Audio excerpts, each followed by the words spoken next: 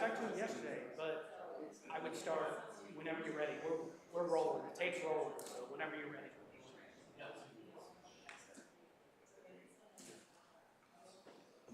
Ed, if you haven't taken our survey for the comp plan, there's surveys downstairs by the collector, or you can scan that QR code.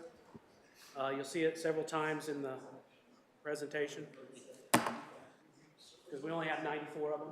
Is that what we heard, right? Julie wrote 100, right? No, I hope.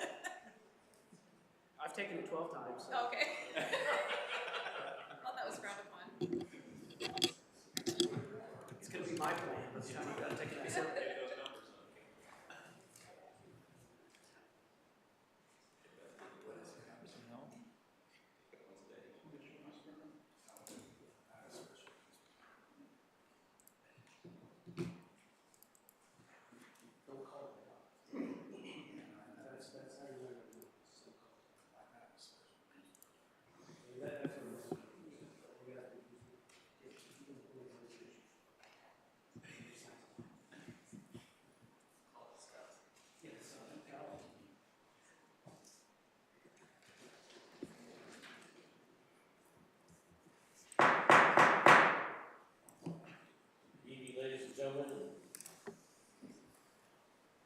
Welcome to our Tuesday, December 5th, 2023 Clay County Plan and Zoning meeting.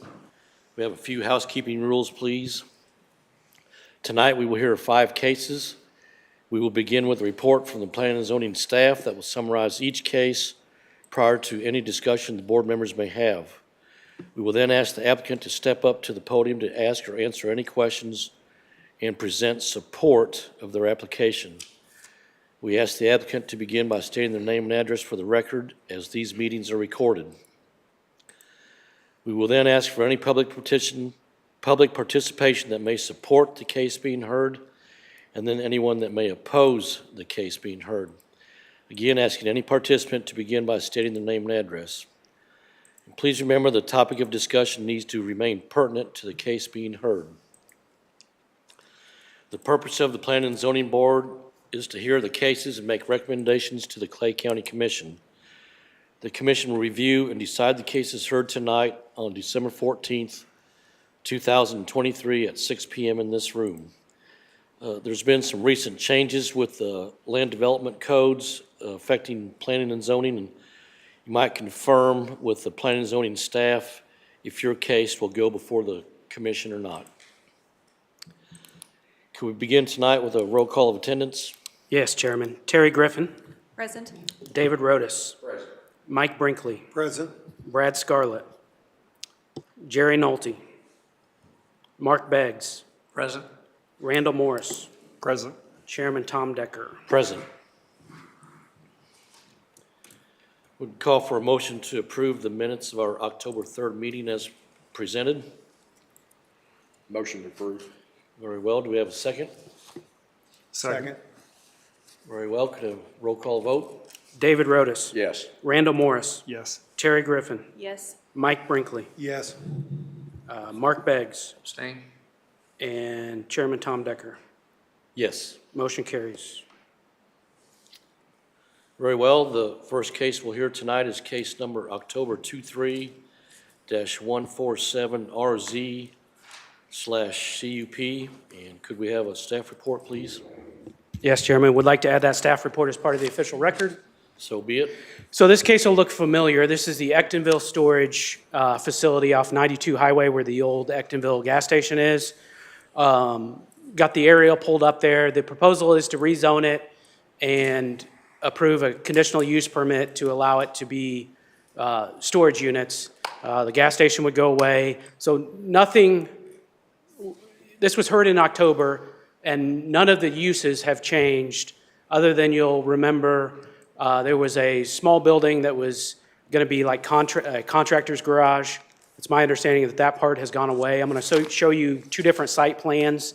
That's the biggest change. The location of the buildings and the size of the buildings have changed from that initial plan. Here is the existing facility. In those pictures, this is a proposal, a rendering of what they plan for the facility to look like. And here are the 2 site plans. So the site plan that you saw in October is on the left.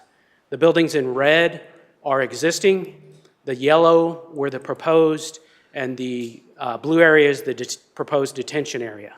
You can see on the right-hand side, there's an updated site plan that still has the two red existing buildings, and then they realigned the proposed buildings and proposed to add on to that eastern existing building as well. So the total square footage with the original site plan was roughly 78,560 square feet of building. That's existing and new. The new total would be 102,618 square feet, so basically an additional 24,000 square feet. The applicant will provide more information as to why they chose to change this. The reason it came back to the Planning and Zoning Commission, we did take this to County Commission. The plan was changed, I believe, the day before County Commission, and we recommended to County Commission that they remand it back to the Planning and Zoning Commission so we could resend letters to the neighbors we sent a letter with the old plan and the new plan, so in case they had input on the new plan, they would have a form to do that. So really, the big change is the location of the buildings and the size of the buildings. Again, there's the surrounding area. It's currently zoned C2. It's shown in the blue there. Not going to go over the criteria. The criteria haven't changed. To staff, I mean, this is a significant enough change that we thought it should come back to Planning and Zoning Commission, but I don't have major concerns about the change. Just wanted to make sure public didn't think we were changing something at the last minute. Actually, you'll see that the proposed buildings are actually farther from 92 Highway, which I think is a good thing, rather than the smaller building that's closer to 92 Highway on the north. So I think there's benefits to the change as well. Staff believes those criteria have been addressed. The Planning and Zoning Commission voted the first time to approve. Staff's still recommending to approve, but wanted to bring this back in front of you. I would be happy to answer any questions you may have, and the applicant is present. All right, thank you, Kip. Do any of the board members have questions for staff? If none, we'll call the applicant up to the podium, please. Good evening. My name's Adam Tholen, 7712 Northwest Scenic Drive, Weatherby Lake, Missouri, 64152. just in case. And, Adam, do you understand the staff's report and have any questions or concerns? No, and I want to apologize for bringing it last minute to the commissioner. It just, doing research and getting our estimates on the other buildings, there's a new design now that people are going to across the country, and it's where they turn the units on a 60-degree angle, the bays, and then the front of it has a sawtooth where the garage door is at a 60-degree angle to the drive lane. Oh. So it's easier to back your unit into they cost more to build, but the drive lanes get smaller and it's easier to pull in and you can drive all the way through instead of trying to do a 90-degree turn and park your trailer. So, Well, that makes sense. It looked like they're getting pretty close together there. and we ended up switching the one on the red building, which was mini storage. We ended up switching that to boat and RV storage and did angles on it also. So we actually lowered the number of units for less traffic. Yeah. So it, All right. I just felt it was better to try to come back and do it the right way. So. Yep. Well, I kind of thought the first site plan was a little busy, and this is a lot cleaner. So. And we know, if you notice that red building behind the gas station, the one on the left, it's that building on the right drawing is gone now. Yep. And so it gets rid of the contract storage, and it'll be all boat and RV, and then just the far left building will be self-storage. Yep. So Okay. And you're in agreement with the staff's the attachments to the conditions of the CUP and, yes, sir. okay. I don't think much has changed other than the site plans. Yeah, and on the lighting, this will keep the lighting from washing out at the end of the building. We'll only have one side. The only person that has a resident is on that right side.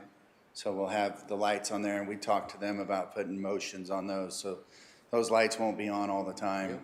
And then, so the lights in between, when they come on, they wouldn't be washing out, only if somebody came on that outside side, so. It does have two gates now instead of one.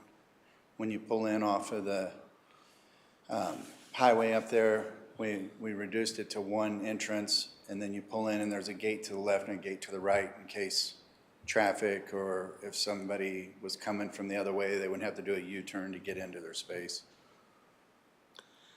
Very well. Do any of the board members have questions for the applicant? All right, very good. Thank you, Adam. I appreciate it. Thank you.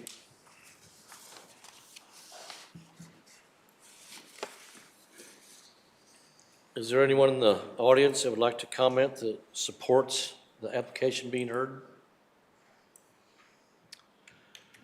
With none, is there anyone in the audience that would like to comment that opposes the application being heard? With none and no additional discussion with the board, I would call for a motion to approve the self-storage at 92 Highway as with the revised site plan and the conditions attached. Move to approve with conditions attached. Very well, do you have a second? Second. Very well, do you have a roll call vote? David Rotis, Yes. Mark Beggs, Yes. Randall Morris, Yes. Terry Griffin, Yes. Mike Brinkley, Yes. and Chairman Tom Decker. Yes. Motion carries, and this case will be forwarded to the County Commission on December 14th. Okay, Oh, and Shane just caught me. This is a rezoning and a CUP, so we need a rezoning motion too. I apologize. Oh, okay. I was wondering about that.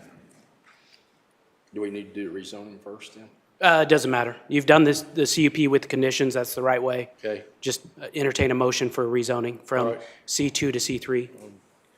Would call for a motion to rezone the storage facility from commercial C2 to commercial services C3. Move to approve. Very well, do we have a second? Second. Very well, do we have a roll call vote? David Rotis. Yes. Mark Beggs. Yes. Randall Morris. Yes. Terry Griffin. Yes. Mike Brinkley. Yes. Chairman Tom Decker. Yes. Motion carries, and again, this case will be forwarded to the County Commission December 14th. My apologies for overlooking the rezoning. Oh, it's my fault. I had it written down. I Why we still pay didn't follow Shane the it. big bucks, come in and. That's right.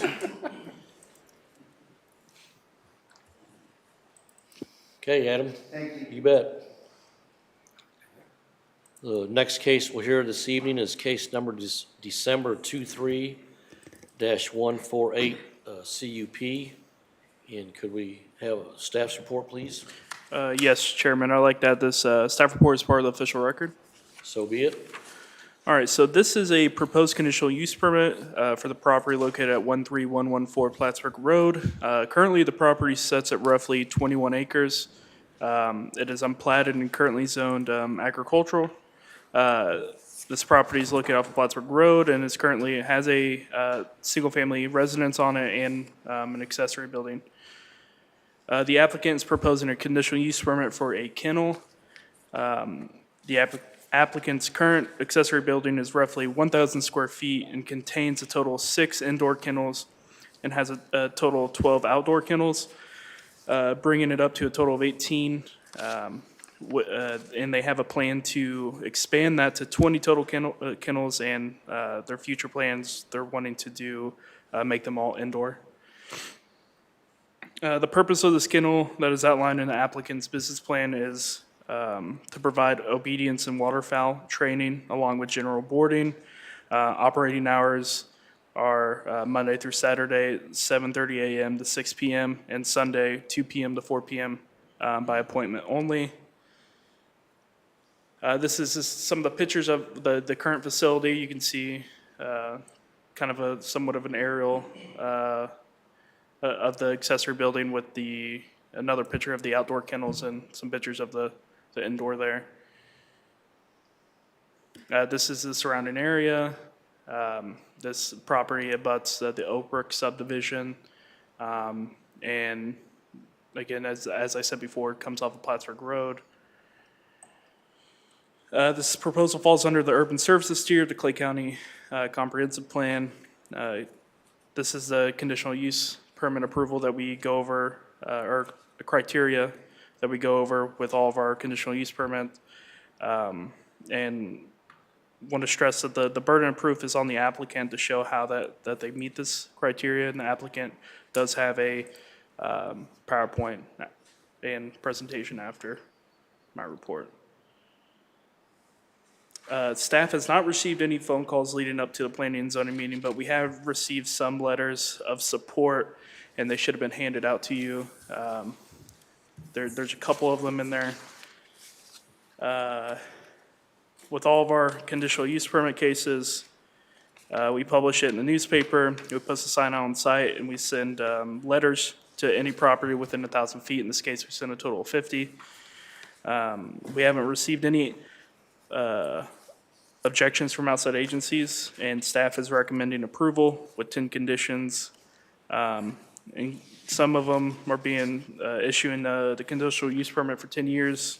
And then another one, kennel areas shall be completely enclosed or screened so that they cannot be viewed from locations other than that subject parcel.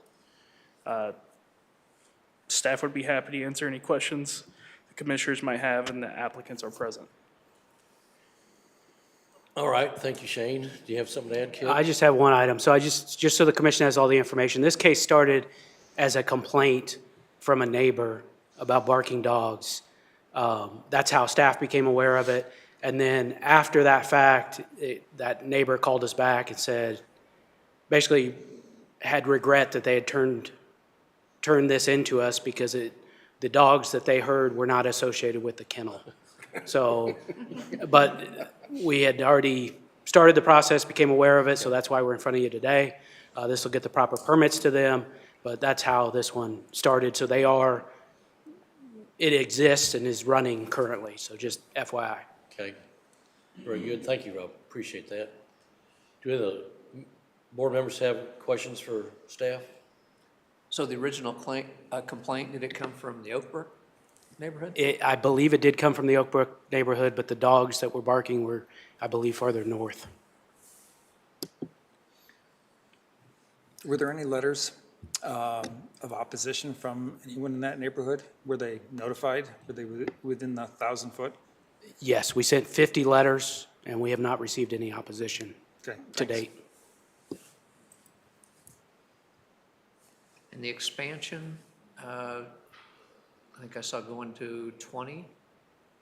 It's going to stay in the general vicinity of where the existing kennels are currently. Right, from my understanding of how it's addressed in the business plan, yeah. Yeah, so can you go back to do you have an aerial? So so there's, the applicant can share with you, this has been quite the process, because if you see that little strip of land to the north that's kind of the hashed area, that was part of Oakbrook. Their building was built close enough to that property line that they didn't meet their setback for a building that houses animals. So they actually purchased that strip of land from the Oakbrook HOA. We rezoned it to ag and combined it with their land to give them the buffer they needed to meet the setback for that building. So the reason I bring that up is when they expand, they're going to have to expand to the south because they can't go any closer to that north property line. So we did that. That case qualified for an administrative case that didn't have to come in front of the board. So that was done last month. But it's been quite the process to get to this point. So that's the existing building was non-compliant. That's the existing kennel building, that's and sitting there? yes, and I think they're going to add on to that building to get up to 20 inside. But And you said they're going to have to expand to the south, I believe that's their plan, but they can share more on that. not going west toward Oakbrook. Well, so there is a separate section on kennels in the Land Development Code, and it states you have to be, I think it's 300 feet from any residential zoning district. That's for the kennel facility itself. They meet that by quite a bit, so. All right, is there any other questions from staff from board members for staff? All right, thank you, Shane. If the applicant would be kind enough to step up to the podium, please.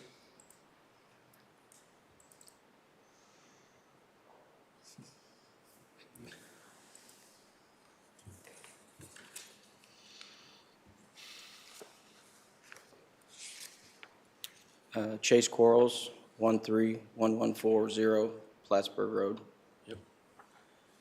Right. Chase, sounds like you've had quite a run for your money get to this point, huh? Yes, sir. So, Yeah. I see you got 2 letters of recommendation. Is this Mark, is he related to you? I'm sorry? You have 2 Oh, letters of yeah, recommendation? sorry, yeah, Yeah. did you say Mark? Yeah, So my neighbor to my south is my father and my yeah, mother. that's fine, I was just being silly, so. And I will say, we did end up getting 2 more letters today, so we have a letter from an HOA board member, a letter from the neighbor to the north, and a letter from the neighbor across the street. All approved. I brought the letters that I can share out loud with you of the Do you 2. have those with you? I do. So let us make copies and we'll hand them out, if that's okay?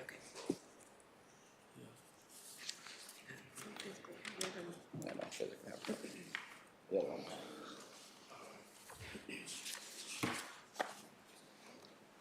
You presently have 18 kennels altogether. There's 6 indoor and 12 outdoor. Yeah, that's originally how we started, and we have since moved everything, 12 kennels total inside now. Okay. So we have, And then, so you've got 18 kennels that are indoor, and it looks like part of your business plan is that you would increase that number up to 20 or just add 2 more kennels to the inside? yeah. So currently, after eliminating the outdoors kennels just for, like Kip said, that we got a phone call from somebody in Oak Brook, and they did call back and apologize and say it was the coon hounds to the north. And so we just started to make plans to eliminate any kind of noise. So we actually have taken those outdoor kennels down, and so we have 12 indoor kennel spots, and the plan is to extend to come west out of that building, and this is all future plans, maybe 15 feet off the existing building to add those kennel spaces to get us to 18 to 20 spots. Do you have a presentation for us? Yes. So we're a small family-owned boarding and training facility. We're licensed by the state. That means we get audited by the state that comes out and make sure that we are doing everything we're supposed to be doing as far as cleanliness goes and the rules to follow. We want to be a small capacity kennel that is going to hold around 18 kennels.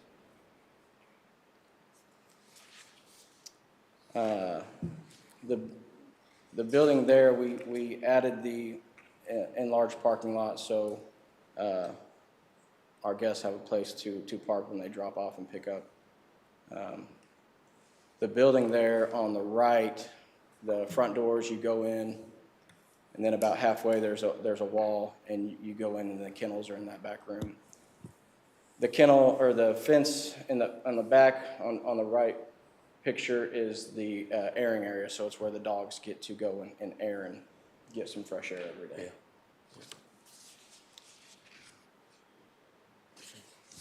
Well, I used to live next door to a gentleman that had an outdoor kennel.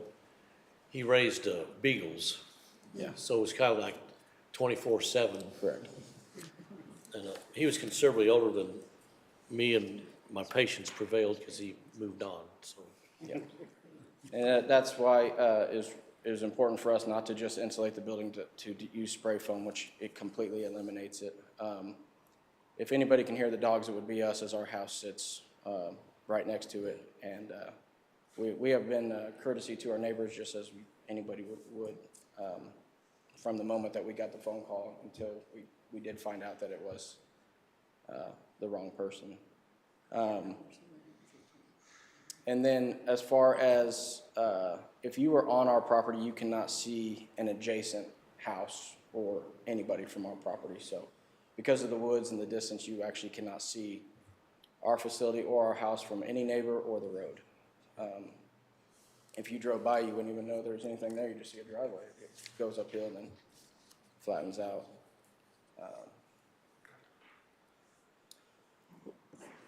So we do have letters of support. The neighborhood behind us, we have over a dozen people that currently use us for boarding and/or training needs.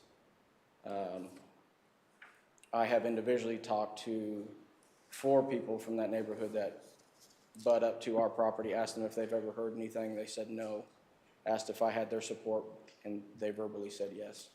And they do use me too, so, I don't know. So, Good but job. that's how I get to talk to them, is when they come here. We like- Yes, do you understand the 8 conditions that the staff is laying out in their exhibit? And are you in agreement with those? Yes. Okay. We'd like to read the one, one email that we got that we didn't copy. I meant to send that to Kip. Was from the Oak Brook member, and so we'd like to read that to you all. Sure.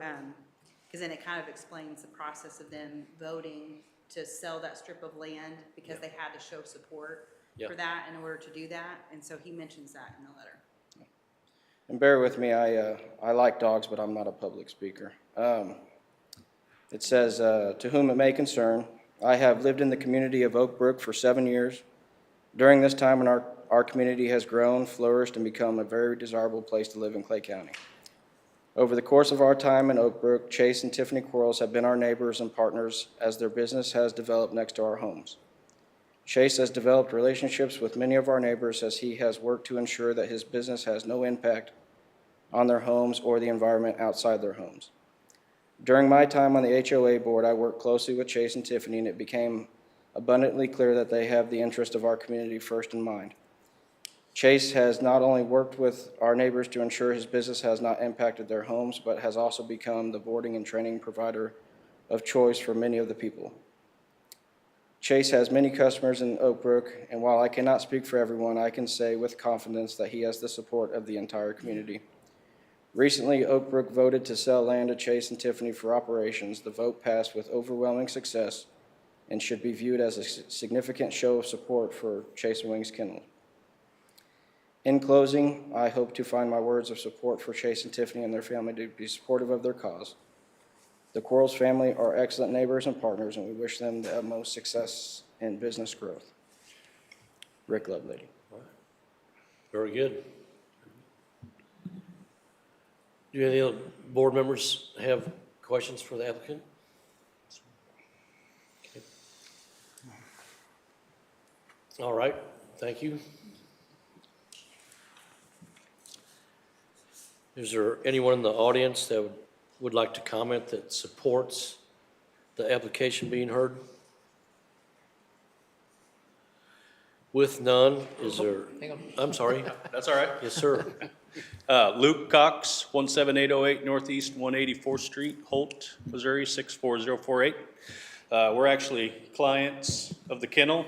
We're here for a different matter, but it worked out. So they're very good people. Ingress, egress to the facility is very, very good. It's always clean. And, you know, I kind of liken a dog to a child, you know. Whenever we drop her off, she's ready to go and wants to go, and she gets great care there. So, yeah, it's a great facility. Well, good. Yeah. Thank you. Yep. Is there anyone else that would like to comment that supports the application being heard?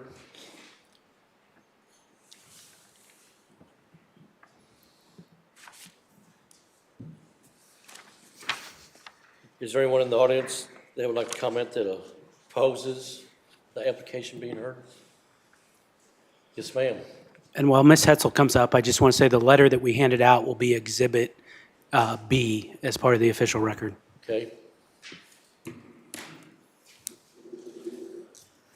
Hi, Hi. I'm Linda Hetzel. I'm at 13318 Plattsburgh Road, Kearney, Missouri.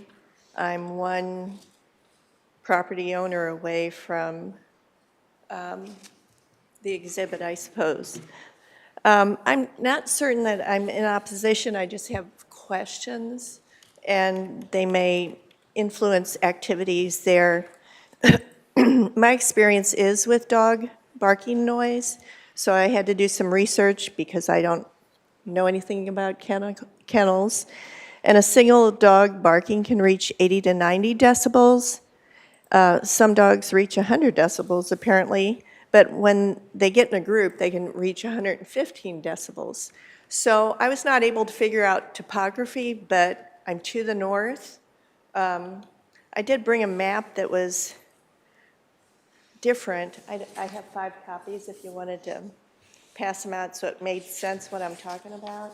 And I just used Google Earth to measure yards from the kennel because I'm aware of the dogs barking in unison, probably around feeding time or something, exercise time. And so I'm wondering if there has been any noise prevention plan included in the proposal. It sounds like there's a lot of support from a lot of people who are closer than I am, but I work outside a lot, especially in the morning and the evening when the temperatures allow. So I'm aware of the barking of the dogs. And we must be down valley or downhill to the north from the kennel, which must be why that's happening. So does kennel equal number of dogs? I see there's a reference to the number of kennels, but how many dogs will be there?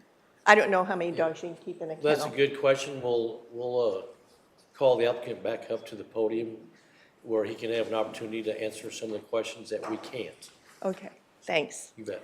And then since this goes for 10 years, I'd really like to understand better the recourse for neighbors if it changes.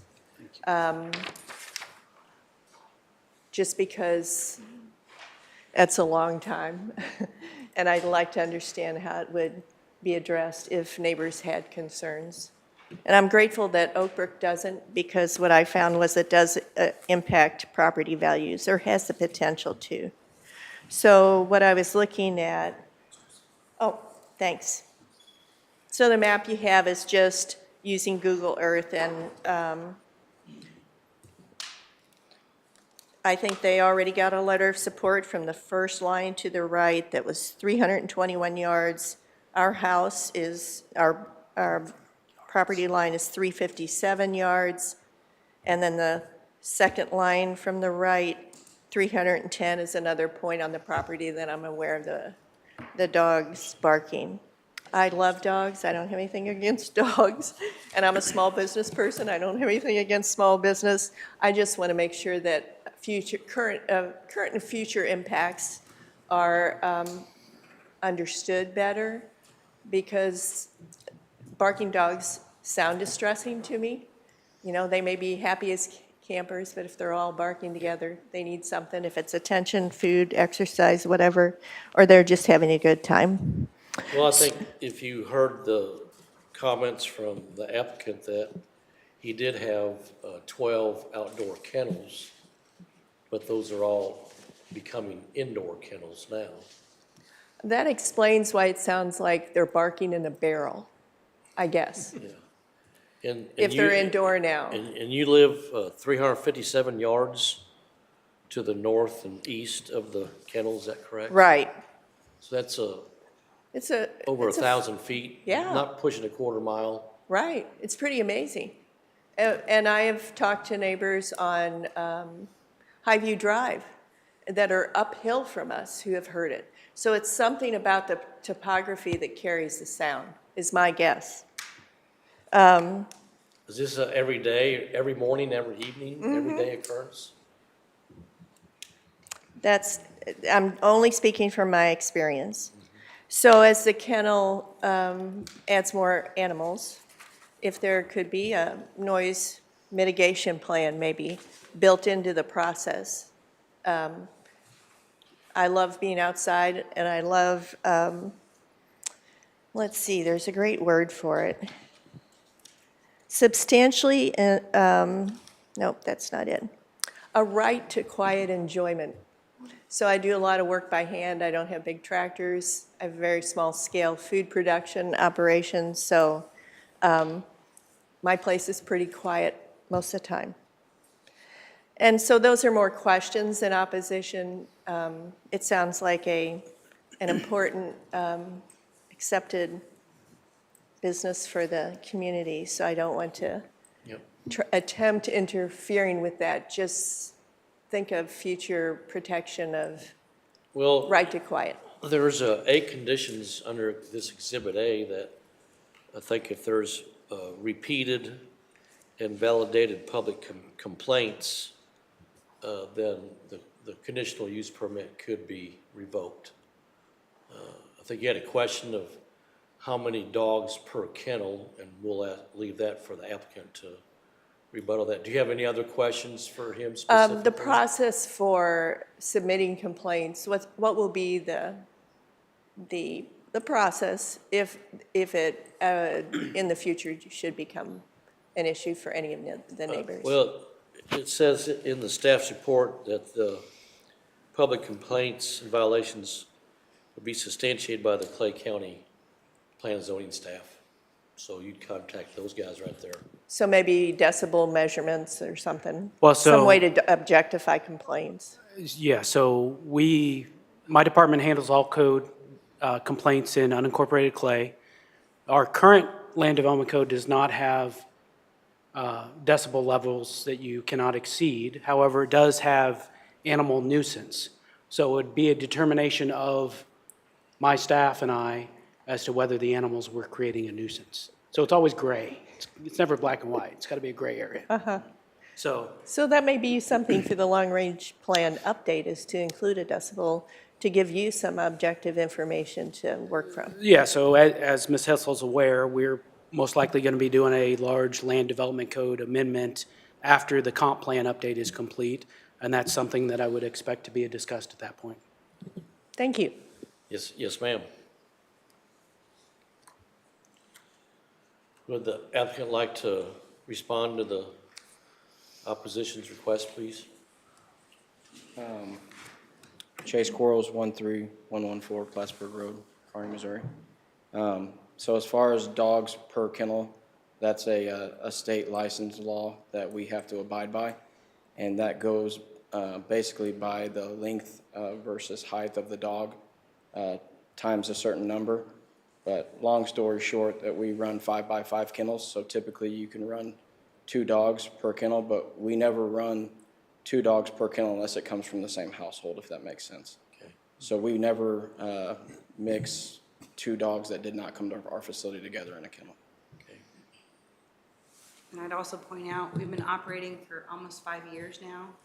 And so if the noise level, when they were more outdoors and now they're indoors, I would assume if it was 5 years of noise, you know, you would probably hear that from neighbors in a formal complaint, I would assume. Versus now, they're all indoors as of, 6 months ago, probably 9 months ago. So, this process kind of came up as a result of that phone call. And there's dogs apparently up north, and that's where we found that out because we had the phone on with the individual that made the original complaint. And when he heard that there was no noise and we were outside our kennel, he was hearing the dogs barking and it was farther up north. Then we saw where his house was located in Oak Brook. So there is somewhere up north too, and when I drove by, there was probably 5 or 6 bigger dogs out there. So we're not sure what that is further north, but Yeah. so that's how we kind of determined, that noise, but. Okay. Does any of the board have questions for that? When the dogs go out for exercise and fresh air and so on, do they go out all at once or do they rotate? So it kind of depends. Every day is different. So if you have, let's say there's 8 kennels there, so there's 8 dogs there. We separate them not only by male and female, but if you were to drop off a male and a female dog together, your dogs would get playtime by themselves because obviously we can't mix it that way. So it kind of depends, but it's always in groups, so it's not one large group of dogs out there. And I will say I do this every day. They never bark when they're out there because they're running around having a good time. A barking dog is a dog that is usually kenneled up outside or something like that. So the noises that she hears, I do hear them as well from my house, and I have recorded them from my phone. I don't know where those dogs are, or where that barking's coming from, but it is morning and night, and it's every day. And some we walk by hand, on a leash, and so that's how we get to air out more dogs, you know, so sometimes we exercise them by hand, you know, of some in the front yard and then the ones in the back, and so that's another way that they get exercise, and it depends if they don't socialize well with other dogs, then that's an individual attention that they get. So sometimes that's how we, you know, make sure that there's no distress between the dogs if they don't get along with other dogs and they get individually walked. Well, it appears to me that you're in, the staff, planning and zoning staff, determined you're in compliance with the land development code, and you've got a business plan. The 8 items on the Exhibit A are very palatable, and so I would have, if any of the board members have questions for the applicant. Okay, thank you. I think we've already closed the public participation, and based on what we've been presented and what the intentions are, I would call for approval with conditions for the conditional use permit for the Chase and Wings kennel. Move to approve with conditions. Very well. Do we have a second? Second? Very well. Could I have a roll call vote? David Rotis. Yes. Mark Beggs. Yes. Randall Morris. Yes. Terry Griffin. Yes. Mike Brinkley. Yes. Jerry Nolte. Yes. And Chairman Tom Decker. Yes. Motion carries, and this case will be forwarded to the County Commission on December 14th. Okay. Okay, you guys are welcome to hang out, or you can leave or whatever. I think you've heard Kip say this will go for the commission on the 14th in this room. Yep.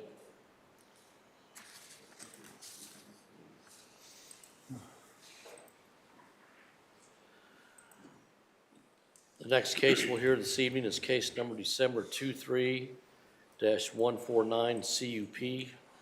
And could we have a staff report, please? Yes, Chairman, would like to add the staff report as part of the official record. So be it.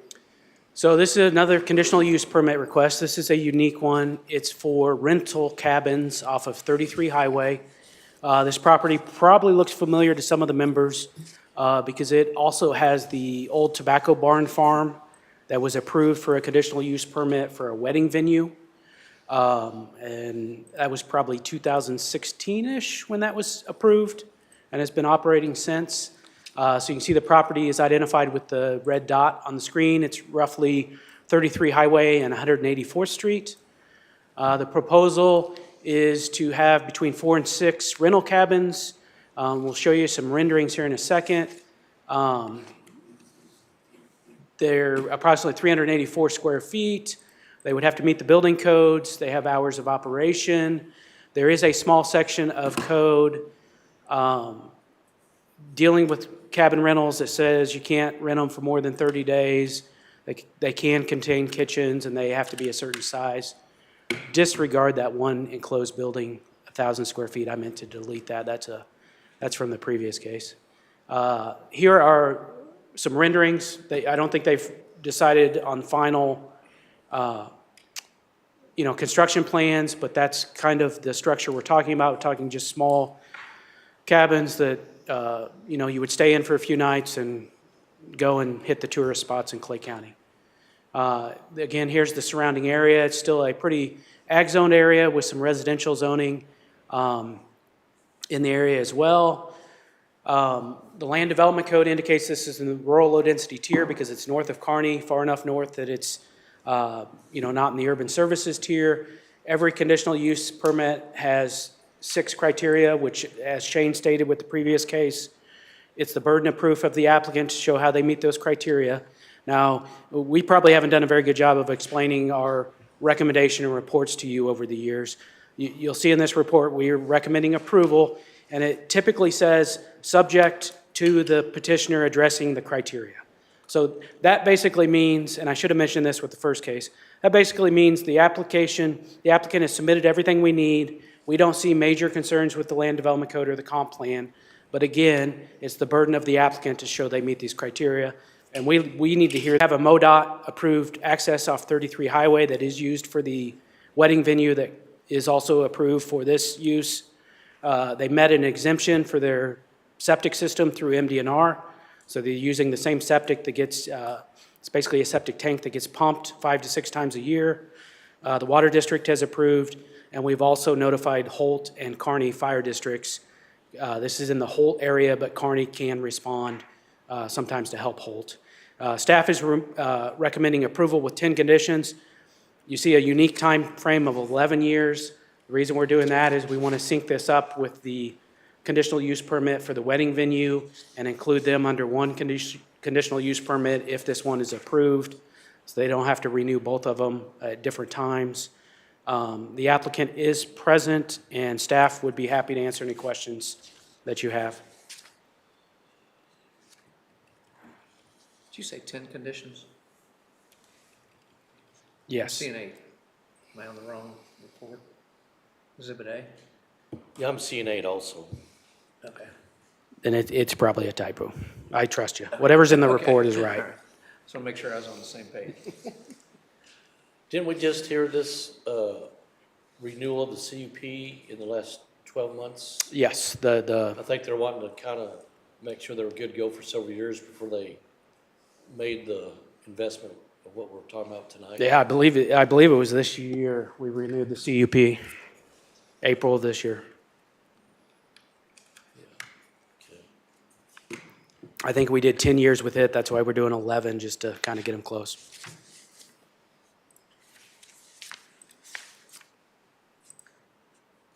And, I'm sorry, let's see.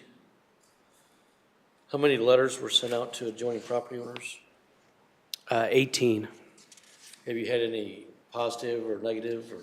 We've had a few phone calls, probably 3 or 4, and they just wanted to know what the case was, and they expressed no opposition or support either. All right. Do any board members have a question for staff? With none, would the applicant step up to the podium, please? Julie Cox, 17808 Northeast 184th Street, Holt. I'm happy to answer any questions. This is our family farm. This particular plat is 40 acres, so I feel like the cabins would be nestled kind of in behind the tree lines, kind of give people a way to have a retreat from the hustle and bustle, but for enjoy nature that we get to enjoy every night. So definitely want to preserve all of those aspects of nature as well. So I think you, as far as your current sewer for the event venue, you have 3 1,000-gallon holding tanks, is that correct? If I could defer to my husband, who Yes, does ma'am. all things sewer. You bet. All things sewer. Well, You the man. How about that? Luke Cox, 17808 Northeast 184th Street. Yeah, so the current venue has 3 1,500-gallon tanks.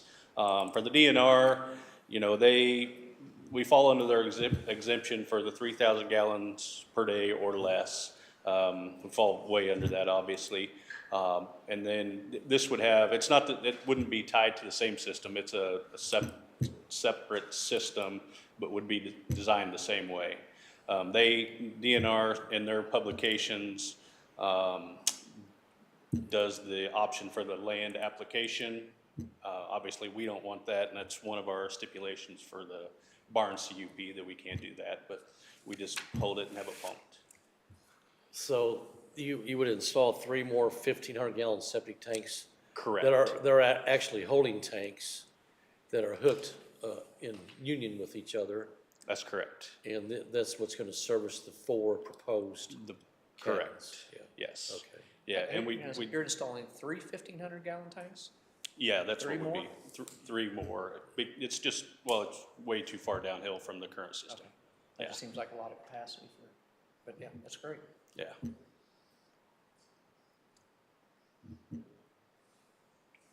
All right, does any board members have questions for the applicant?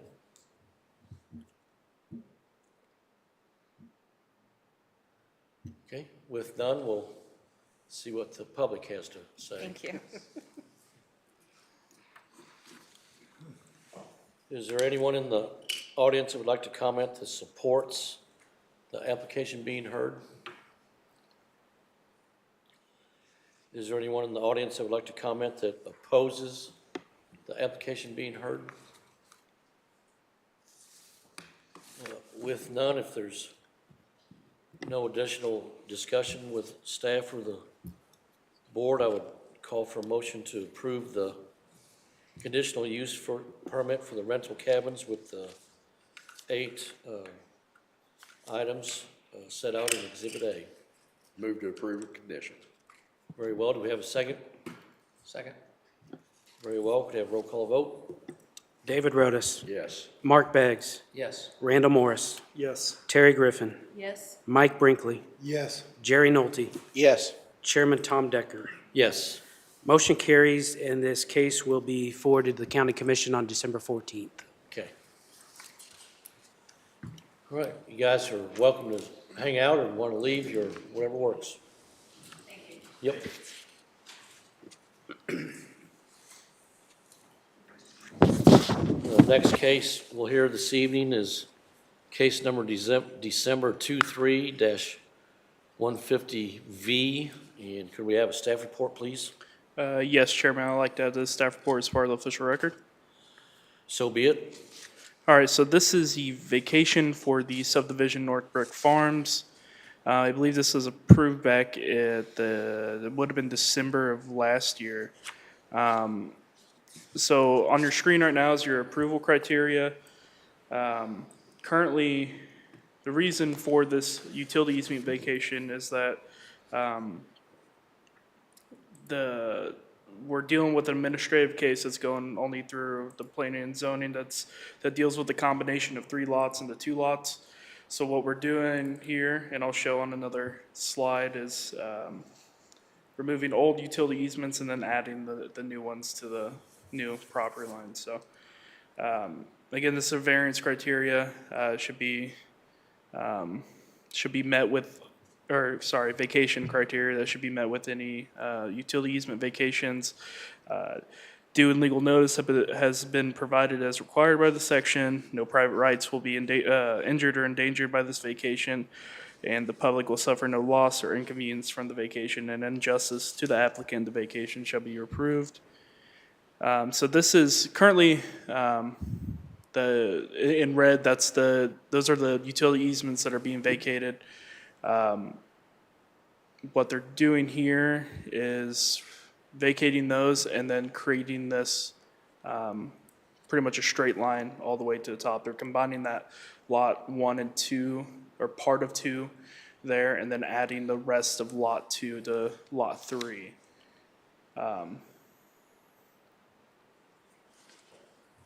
See, we've sent out notices for comments from utility providers on November 5th. We've not received any opposition from the utility providers or property owners leading up to this meeting. We have received some calls on it, but they were just curious on what the sign meant. Staff is recommending approval with the one condition, and that deals with the vacation resolution being recorded with the final plat. Staff would be happy to answer any questions, and the applicant is here. So just run that, you're vacating these easements and you're adding one, is that correct? Is that what you said? Wanna draw?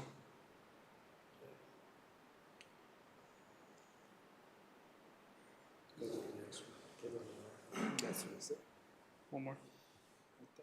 Yeah, so right now, and we'll see if there's a lot here, a lot here, and a lot here. And the proposal is to basically make this a lot, and that's not perfect, but to get rid of those easements because they're crossing lot lines. The code basically says we need easements around the outside property lines. So we're removing these and putting that one there that would match that new property line. Does that make sense? We're taking 3 lots, making 2 lots, replatting it, like Shane said, because it's an administrative case. So this all becomes 1 lot. This all becomes 1 lot, and there will be utility easements along the outside of each of these lots. But we're getting rid of the ones that aren't needed, that were part of the old lot lines. So that subdivision has 4 current lots currently. It has 5. 5? There's 5 lots. 5, okay. Is this a replat that we heard earlier this year or late last year? Yeah, so if you remember, this is off Woodland and like Riverview, and they extended a cul-de-sac Yeah. up, and they created 5 lots, or 4 lots that had access off the cul-de-sac. This lot with the house has access off of A Highway. So there's 4 lots off the cul-de-sac, 1 off A Highway. Now we're basically 3 off the cul-de-sac, although this one now has access off of the cul-de-sac as well, the existing house, because that access is not safe off A Highway.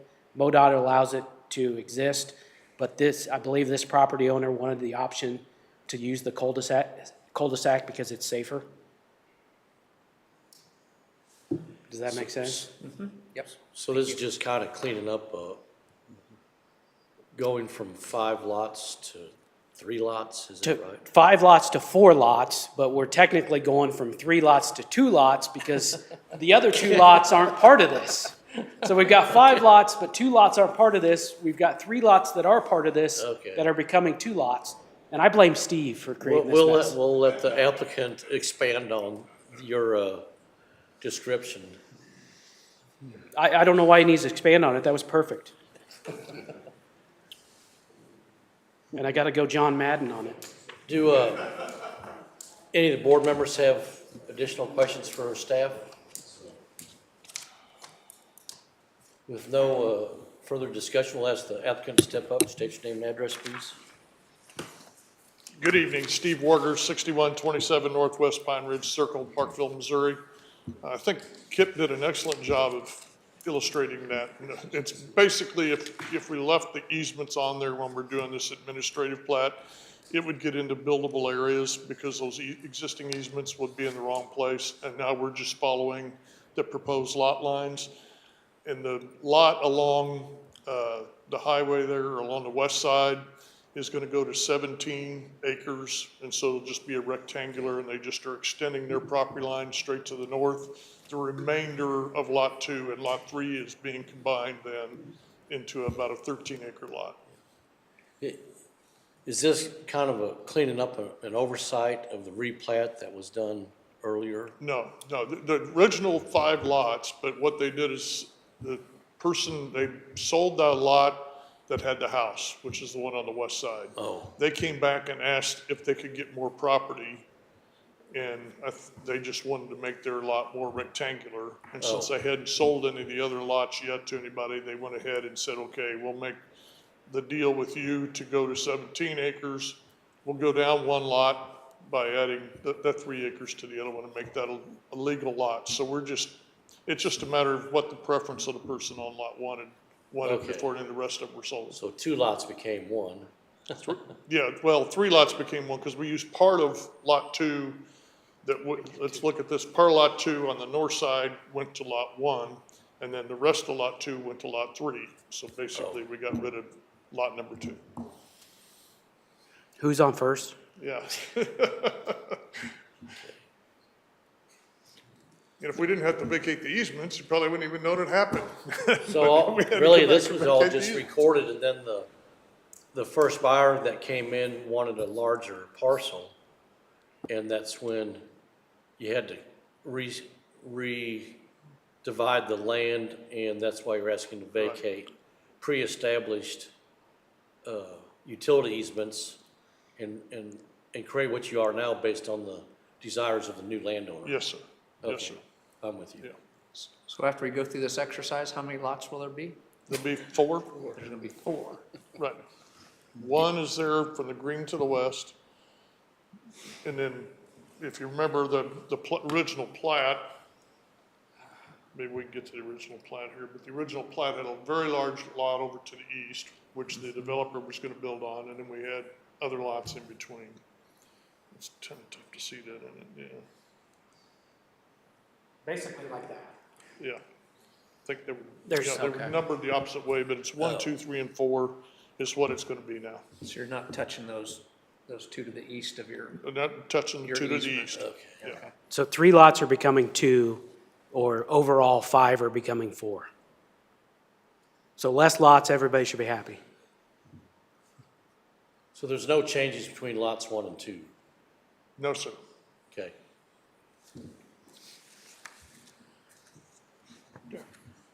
Yep. Do the board members have any other questions for the applicant? Okay. All right, thank you, Mr. Warger. Thank you. Is there anyone in the audience that would like to comment that supports the application being heard? Is there anyone in the audience that would like to comment that opposes the application being heard? With no additional discussion from public participation or the staff or the board members, I would call for an approval for the utility easement vacation as submitted for lots 1 through 3 of Northbrook Farms. Move to approve with condition. Very well, do we have a second? Second.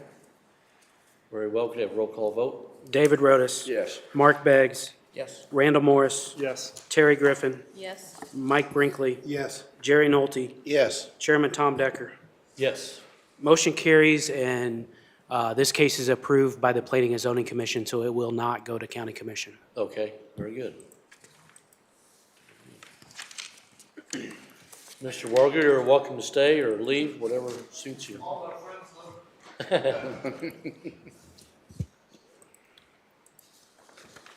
The final case we'll hear this evening is case number December 23-151A.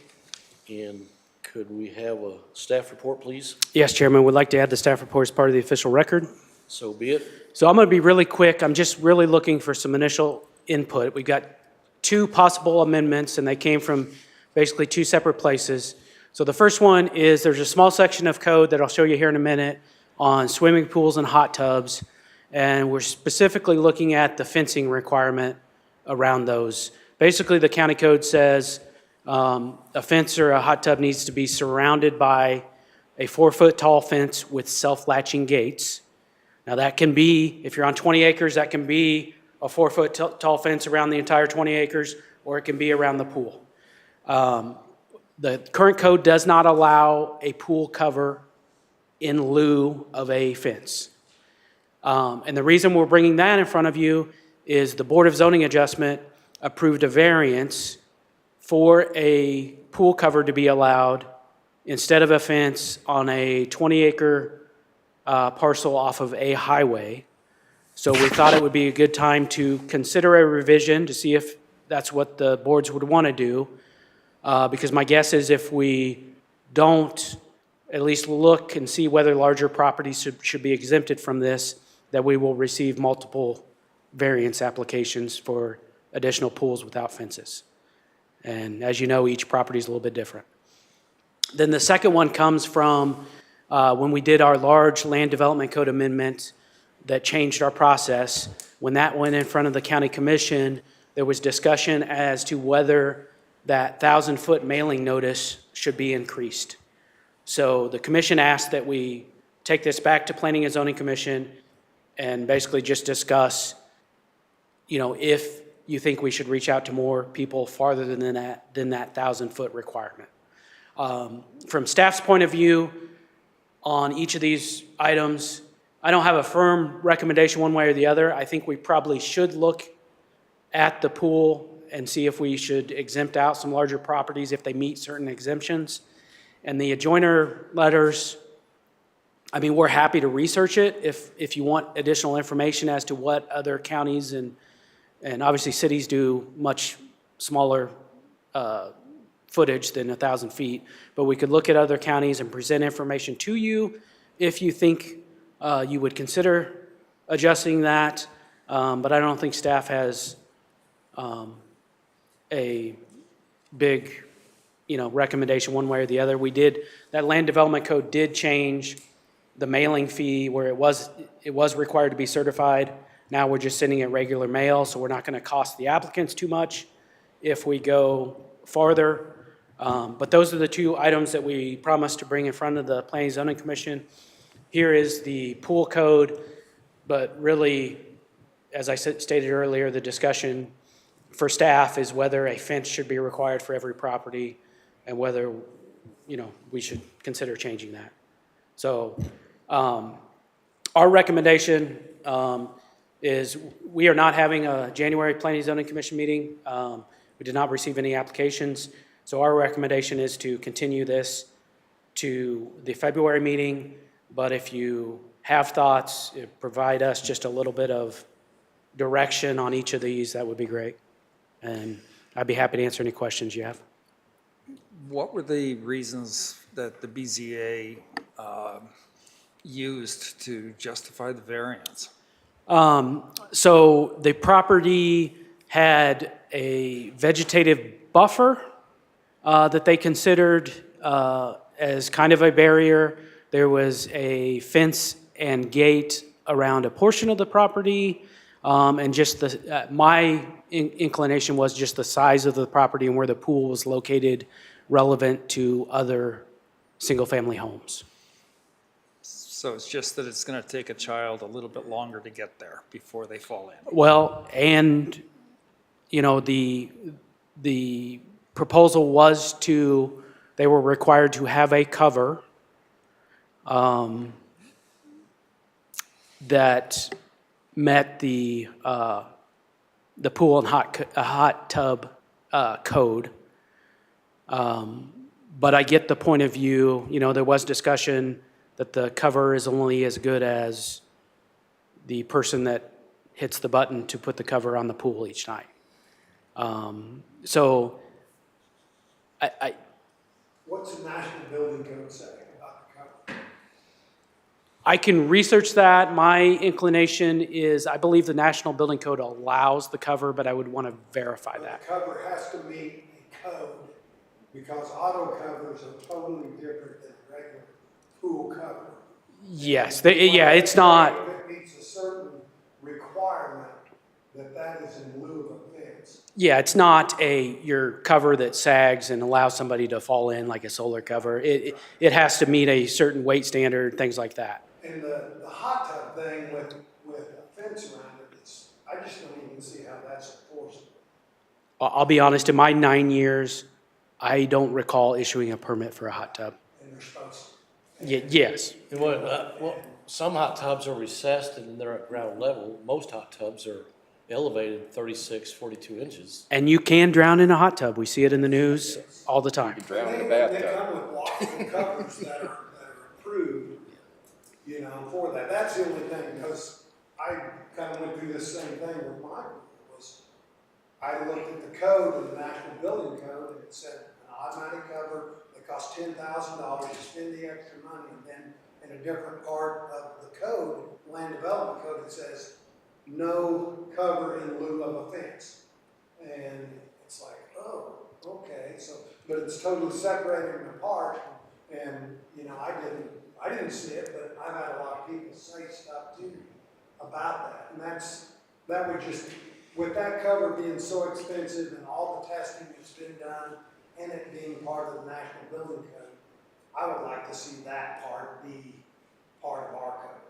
So just make it simple and follow that, and then, because having pools at two different sites, insurance companies say, yeah, we know you don't have a fence, it's okay, you're insured, whatever you pay, it's taken care of, that kind of thing. So I just think following the national code is the right way to do it, that's my opinion, so.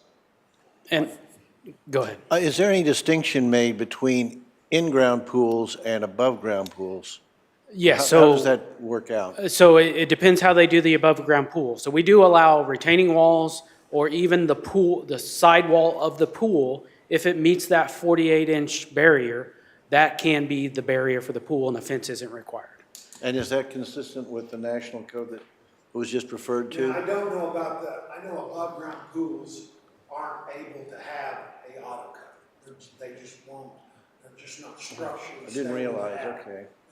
So the auto cover is all for in-ground pools, but, I mean, as long as, and there is a specific code that they have to meet, a way that they're made, and, to be approved, and I can't remember the exact, Mark may know, that there's a certain code or a certain thing that they do that makes it that. Yeah, I think it's the ANSI, ANSI standard that it has to meet. And with all transparency, there was a time where the Planning and Zoning Department apparently didn't enforce the fence requirement because there's pools from the early 2000, from about 2000 to 2008 that for whatever reason, they were not required to have a permit. There's a ton of them. It must have been when Holmes Creek was being built. There are a ton of pools in Holmes Creek Hills, which is off 33 Highway, that don't have fences. I got two in my neighborhood, It's, mine and my neighbors. yeah. So, and we haven't been active and gone back on those, so you'll see them driving throughout the county. But you got if you're out in the country, like I'm in the middle of 70 acres, I've got ponds,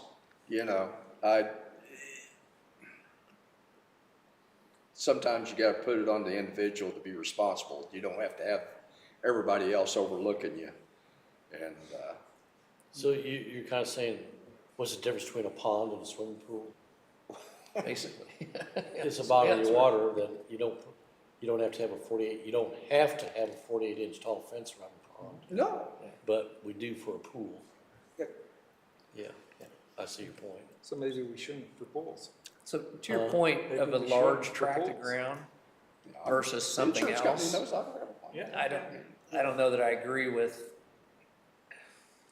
The fence around the pool is to keep people from coming out. Just because you're on 20 acres, I guess you're thinking of people walking in off the property, and just the distance is gonna keep them from falling in a pool on 20 acres. But I think the bigger concern is just people right there in the house, small children.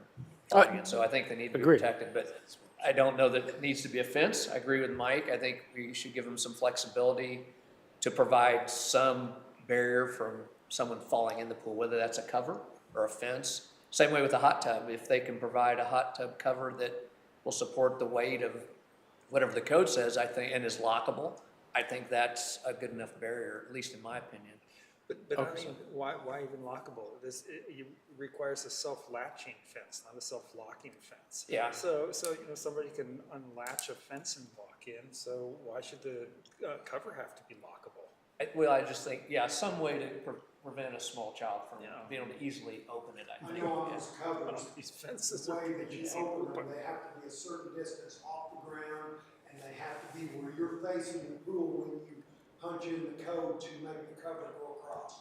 I know that's part of that whole process with that cover. So what I think I'm hearing is there is a willingness to look at changing this and allowing covers, but it looks like you feel there should be some sort of barrier to protect people, but we should open it up to other approved methods, is what I'm hearing. And then if that's what I'm hearing and everybody agrees, then staff will work on a actual amendment. We will look at other jurisdictions, see how they do it. We'll look at the building code, and then we'll bring back a proposal in February for you to discuss and either continue that discussion or adopt and send to county commission. Does that sound like what I'm hearing? Yes. And then is there any discussion on the 1,000-foot, if you want us to look at that? That's plenty. What provoked the more or less, or sounds like more, what provoked the change to increase? If I've been hanging around here for 10 years, it's always been 1,000 feet. It's probably been 1,000 feet since P Well- and Z came to be. the shooting range. Say the shooting range. The shooting range. That's where that discussion came up. Yeah. Because, and I get it, because if you go out east of Liberty, they're larger tracks, and some of our cases, you'll see that Shane will say, we sent 4 letters, and we went 1,000 feet. Otherwise, like for the corals, we sent 50, because Oak Brook was right behind them. So I think that was the reason for that discussion, but I agree with you that we've always done it that way, and we generally don't have too many complaints about it, because we also post a sign. We put it in the newspaper because we have to by state statute. Nobody really reads the newspaper. We also post it on our website. So I think we do a pretty good job of public outreach. Has there been any real, and it sounded like you've already answered the question, but it doesn't sound as though that there's anybody who's come forward and complained, as far as the public goes, that you should have asked me, you should have notified me in spite of the fact that I was just outside. Do we get much of that?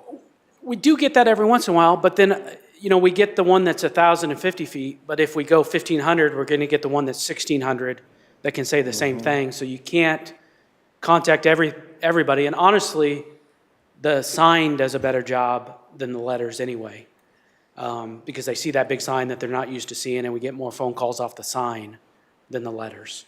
Yeah, I think at a minimum, it should be any property that touches the property in question. If there's a property line, if the 1,000-foot doesn't catch it, if you own a section. So we go from the boundaries.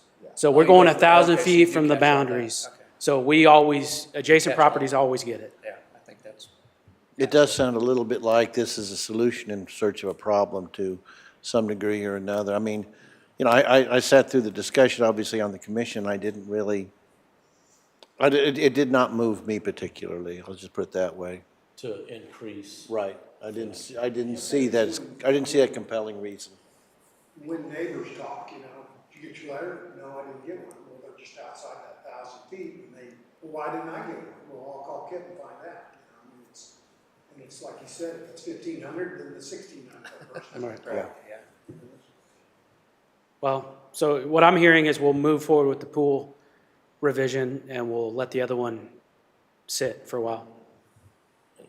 Unless there's any verbiage added, like a shooting range, we know we're gonna have high decibel readings if we wanna, as case by case, but stick with the basic 1,000 feet. Yeah, and that was I would be against that, because that was brought up either at county commission or planning zoning commission, and I would hate to treat different cases judge and differently, jury, yeah.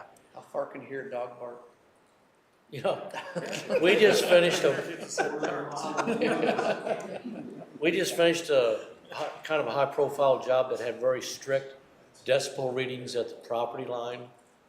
And we could only be 55 decibels at the property line we were working on.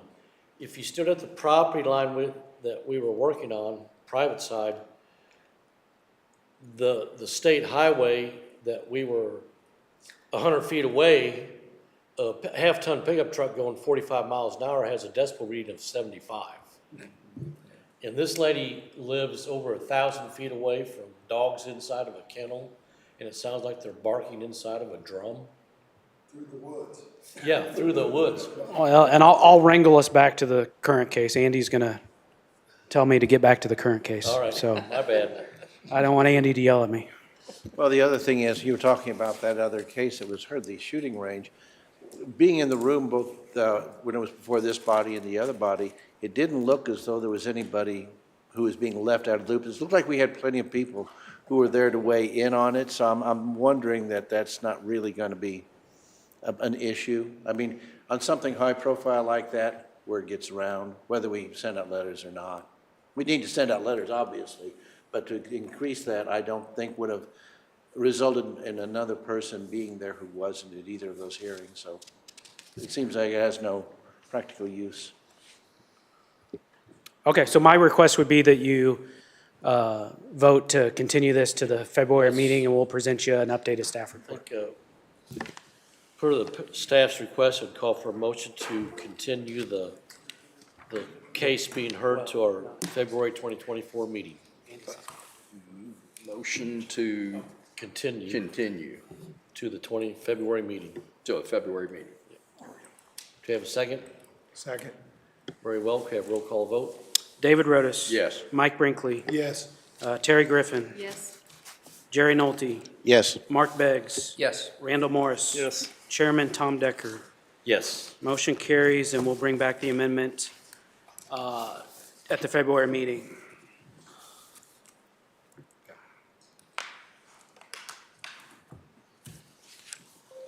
And I did bring it to the Kip's attention there before the meeting. I was gonna bring everybody else's about Bud Perry over at the court. And, like I say, if you have a chance, you need to drive out by there, since there's leaves on the trees. And let's save that for after, I think after the meeting. I don't think since that's not an agenda item, we can't technically talk about that. No, we're not adjourned yet. I have a few comments if I may. Yes. Yes, sir. So we're kind of toying with ideas since we're doing our new process with the administrative cases. We thought we'd present the cases that were approved by staff, just so the board is aware. I'm not going to go into great details. There is an agenda with reports posted on the website if you're interested in these cases. But the first case on the screen was a 2-lot subdivision where they created a roughly 5-acre lot, just one lot. It actually was an interesting case because part of the property was in Kansas City, part of it was unincorporated. So Kansas City had to approve it and unincorporated, so both signatures are on the plat. So that's a unique thing about that case. The second one is that little strip of land that we talked about with the kennel. That was the rezoning that was approved by staff. And then the third one, this one was a tough case. It was a wind energy system for some guy named Tom Decker. Shane had to convince me, we almost denied that one, but Shane convinced me to approve that one. So that conditional use permit was renewed. Obviously, no complaints on that case, and we extended that conditional use permit. So those are the 3 cases. That's why you didn't have a November meeting. We would have had 3 really minor cases that nobody from the public probably would have attended. So I think the process so far is working pretty well. And other than that, my only other update is please, as you talk to folks, send them to the claycountycompass.com website. That's the website for the comprehensive plan update. There's a survey on there that they can take, and there's also public open houses this week. Tomorrow, got to make sure I got my days right, Wednesday from 5:30 to 7:30 at the Excelsior Springs Community Center, and then Thursday, 5:30 to 7:30 at the Gladstone Community Center, where any member of the public can come and put their input on the update to the comprehensive plan. But if you can't make those dates, that survey is on the website. If you have an HOA or somebody that you can send it to, we just need as much input as we can get. And then no meeting in January. We will see you in February. Have you had any updates from Olson and Associates that are ramrodding the updates? So the updates that I would have for you is, so we had the meeting here with County Commission and Planning and Zoning Commission. Then we had the kickoff meeting for the Stakeholder Committee. The Stakeholder Committee are citizens that were picked to serve in the process and representatives from the cities. So we actually had a really good turnout, especially from the folks that work for the cities. So we're getting really good input there. And then we had a two-day planning charrette last week, which was the Citizen Committee, county staff, and the Stakeholder Committee, again, where they're really starting to dig into it. And they're presenting some of that information at the open public houses. They've started some concept ideas, but nothing firm yet. So my guess is in either January or February to County Commission, we'll give County Commission an update on the process, but I'll probably have more details for you in February because they're really going to start digging in on the start of what that plan looks like. So more to come. All right, thank you, Kip. Meeting adjourned? Okay. Yeah. No, you gotta try working with Kip on that. It's one of those deals. No, what happened was, Turn off. Oh. We're still freezing, so give it 30 seconds.